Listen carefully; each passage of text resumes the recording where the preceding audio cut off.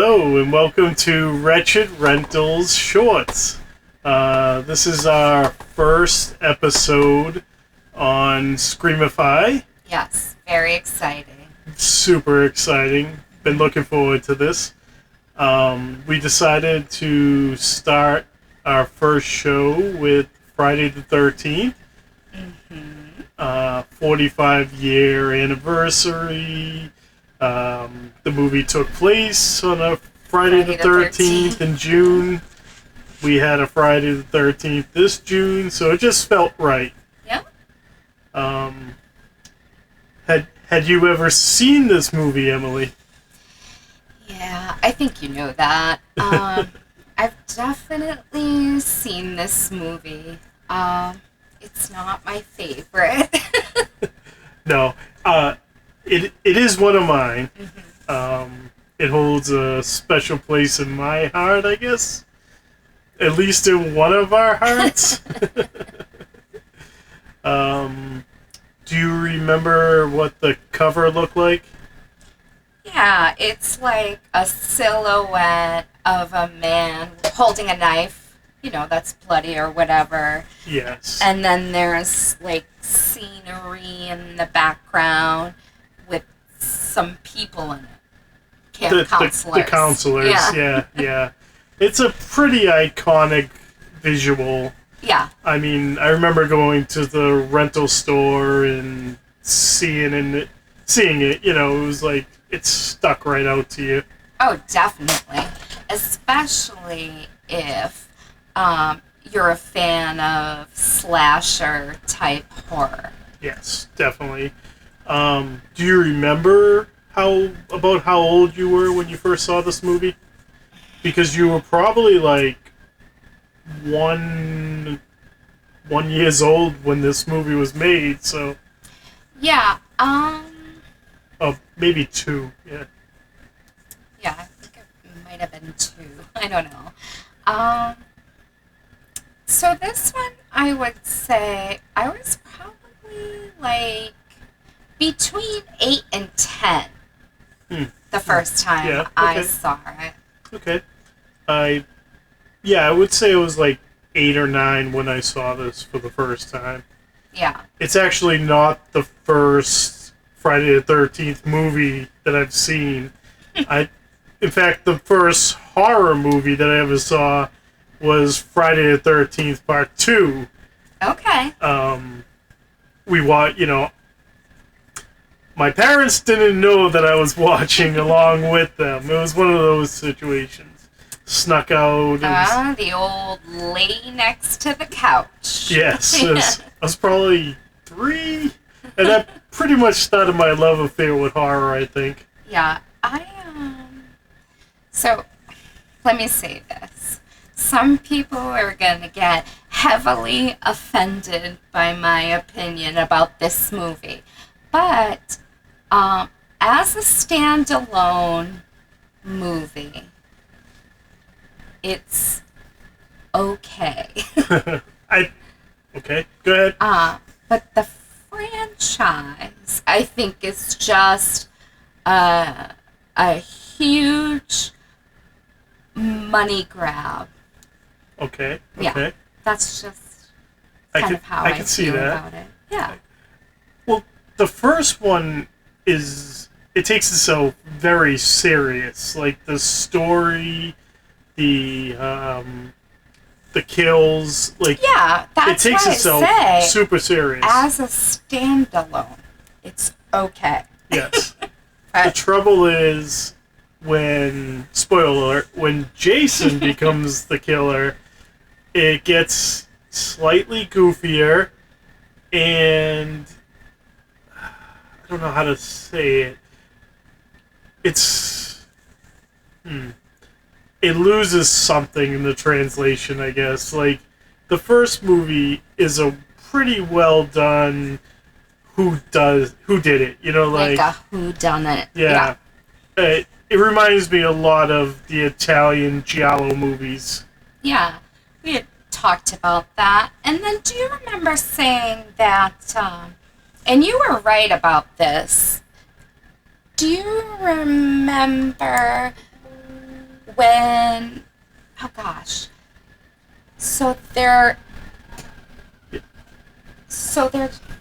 talking about, or we were talking about how the part itself, when you're watching, the scenes with the killer, it's almost like it tricks you because you automatically assume that it's a man the whole time. Yeah, it does that pretty well. Yeah. Because you really only see hands, boots, like feet. Yep. That's it. That's all you really see. And, I know it's probably stereotypical or even sexist, but you just automatically go to it's a guy killing these kids. Right. And the big surprise at the end is it's a middle-aged woman. Yeah, it's Jason's mom. Wearing, this amazingly awesome, sweater. The cardigan, Yeah. or, the jumper sweater. Yeah. Just awesome sky blue color. Right. She looks like a gentle soul. Yeah. She is not pleased. I have to tell you, I had one of those, Mandela effects or whatever. Mm-hmm. In my head canon, I always thought Pamela Voorhees was played by Dee Wallace. Oh, no. And no. definitely not. Definitely not. No, it's Betsy Palmer. Yes. Yeah. Yes. And she kills it. No pun intended. Yeah. She kills it. And is this Kevin Bacon's first movie? I don't think it is. No. I think it actually is. I think before this he did stage and soap opera work, and then this, and then I think Animal House was just after this, or in the same year. So I just looked it up because I wanted to see. Oh, good. Make me look like a... No. Animal House came out in 1978. So this was his second film. Yeah, I feel stupid now. No. We always talk about the taglines. Do you remember any of the taglines? What was it? There was, so this movie, the video box, I remember had two on there, whereas most usually have the solo tagline. Yeah. But this one had one above and below the title. Okay. Do you want me to tell you what they were? Yeah, tell me what they were. It's not my favorite. The one above the awesome silhouette, Yeah, the old video store VHS. Yeah. They were warned. They are doomed. And on Friday the 13th, nothing will save them. Nothing. And then below the title was the second tagline, and that was simple, a 24-hour nightmare of terror. Mm. So something cool. I really appreciated this. And I didn't know this until, we're doing the podcast. So I'm looking up info. Hit the mic again. I know, I just hit the mic. The guy who did the soundtrack, he talks about how the music only plays to lead the killer in, which I didn't really think about until I had read it, and I was like, oh my god. Yes. So I thought that was really cool. There's definitely a formula to the score. Yeah. It's pretty cool. The writer, Victor, I believe it's Victor Miller. Yep. I think so. Yeah. He was actually a soap opera writer. Yeah. He did a few of my mom's personal, favorite shows. I Guiding Light, All My Children, As the World Turns, I think. Oh, okay. Yeah, he did a few of them. So it's just funny to think, I guess when you're a writer, you can write about anything, You can go from these crazy, melodramatic, serial TV shows, and then also do a slasher, Yeah. A whodunit, if you will. I also liked the other day, after we had watched it again, you had brought up Tom Savini. Yes, and I think one of my heroes. So I think that's a really cool thing about the movie that I didn't know. Yeah, he was responsible for something. I read this the other day, and now I'm drawing a blank. Ah, okay. I think I read it to you. Yeah. Help brother out. Okay, all right. So, he had just seen the movie Carrie. Yes. Yeah. Now I remember. Okay, go ahead. The final scene of Friday, you have Alice. Mm-hmm. And she's the final girl. She has boarded a canoe and is in the middle of the lake because that's the safest place she feels. Yeah. And she's waiting until the sun comes back up, and the police come out to check on these kids. Yeah, they're at the water's edge. Yes. And she's just kind of got her arm dangling in the water, and she's kind of she's exhausted. Yeah, she exhausted in a daze, PTSD, shell shock, whatever you want to call it. And she looks up to the police, and from behind, on the other side of the canoe. Oh, I lost that word. Canoe. Comes this deformed preteen child who looks waterlogged. Yeah, he looks like he's been in the water for many years. Yes, he also kind of looks like a gray man alien a little bit with his head. A little. And he reaches up and grabs Alice and try to pull her in. And then she screams, wakes up in the hospital, and says, "Where's the boy?" And they have no idea what she's talking about. Well, that scene, I guess, was never supposed to be in the movie. It wasn't in the original script. And Tom Savini had just seen Carrie, and the scene where Carrie comes up through the ground at the end. Yeah. And he was like, this movie needs a scene like that, like a pop at the end.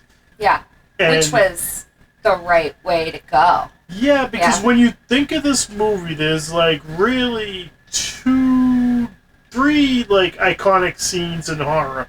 Yeah. There's the Kevin Bacon death scene. Yep. There's the finding out that the killer is Pamela Voorhees. That's a pretty... And then there's Jason jumping out of the water. Right. And that's probably the most iconic of the 3. And to think it wasn't even in the movie originally. Right. And they were like... And so, for me, that's great because I think I've said this a few times. It's not my favorite. However, that part in the movie, I fucking loved it. I love a good jump scare. It scared the shit out of me. Yeah. And so I thought it was really cool to find out that was because of Tom Savini. So the funny thing is, this movie, the whole way through, is legitimately a whodunit. It's a reality-based killer. It's not supernatural. It's not... Right. Right? And that is the first time where you get a taste of that's not natural. Like, Right. that's different. Something's different here. Yeah. Yeah. And they play it off at the end, making you think, oh, it could be a dream, right? Right. But there's, like, that mischief is, Right. Like it leaves it sitting there with you, questioning. Right. And when a $500,000 movie grosses $58 million, Yeah. they're like, we're just gonna take that little Nugget. that little string and pull it and Yeah. see where it goes. Yeah. So I thought that was really cool. And then, did he do the effects in this movie too? yes. He did. Yes. Of course he did. Yeah. So, Kevin Bacon death scene is one of my favorites too. It's when it's post-coitus. I don't know, the girl he has sex with. Yep. But it's post-coitus. Mm-hmm. Definitely a And- girl. Yep. Yeah. I don't remember her name. Yeah. And then the arrow, right? Doesn't it hit him? He's laying in like a cot or a bunk, A bunk, yeah. and from beneath, the It arrow go- comes up through his neck. Yeah, through his like Adam's apple, whatever. Yeah. Oh, Yeah, that pretty was cool. so great. Yeah. To this day, it still looks good. Yeah. Like the practical effects in this movie are pretty awesome. Yeah. Like, I enjoy practical effects. You know that. Yeah. We've talked I about prefer that. them. Yeah. And the reason is practical effects, even when they're bad, there's something cool about it. Yeah. No, it's great. Computer effects, when they look good, they look good. Great. Yeah. But when they look bad, it kind of takes you out of the movie. It can. Yeah. Yeah, absolutely. Yeah. But this movie, fantastic. Like, there is a reason why Friday the 13th, it's not the first slasher movie. In fact, it's nowhere even close. I mean, a couple years before, you had your favorite. Yeah. I mean, you want to really get technical. Psycho is a slasher movie, Yeah. you know? It's So one of my favorites. Yeah, so you've had these slasher movies for a while, so Yeah. it's not the first. It's not the first to do it at a camp either, you No. know? But for some reason, when you think of slashers, and even more specifically, like camp slashers, the first thing that comes to your mind is Friday the 13th. It just is.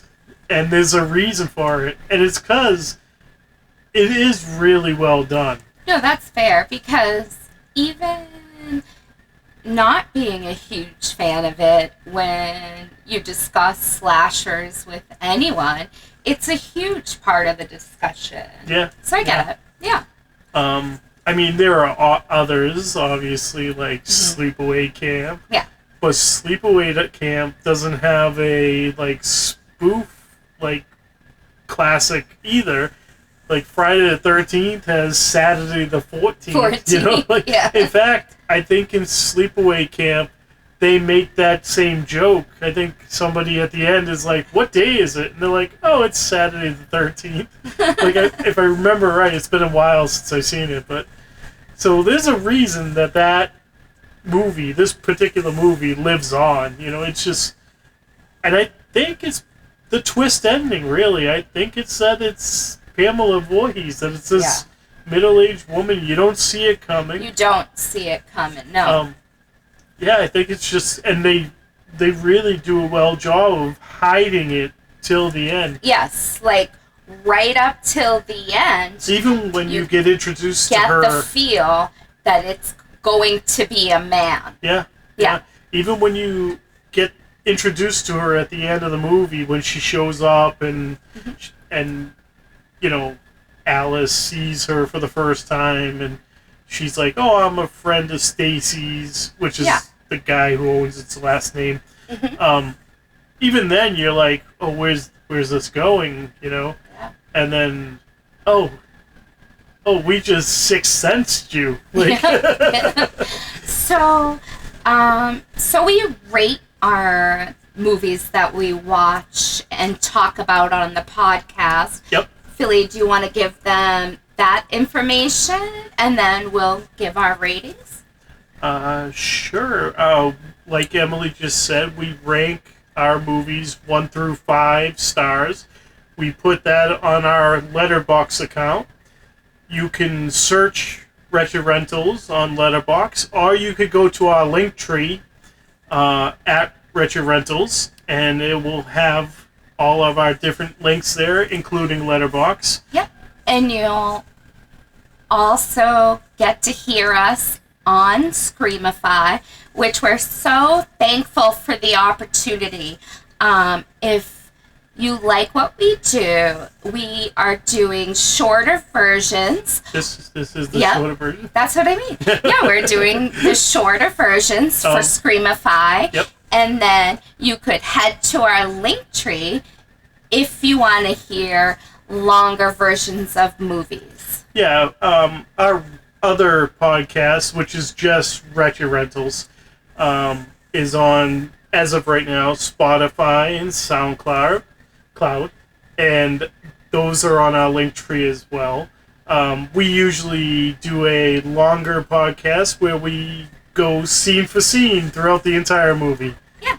So if you enjoy this, hopefully you'll enjoy that. Yeah, you can listen to me and my beautiful wife's beautiful voice. Thanks, man. Yeah, no worries. All right, so you give your rating first. Okay. I'm gonna go with a 4.5. Interesting. Yes. It's not a 5, but it's close. I'm going to go with a 1.5. A 1.5? Yeah. Are you grading the entire franchise or just this one movie? Just this one movie. Ooh. If I was just rating on practical effects and the end scene, it would probably be a 3 for me. But since I'm not doing that, it's a 1.5. Oh, I might have to call my lawyer.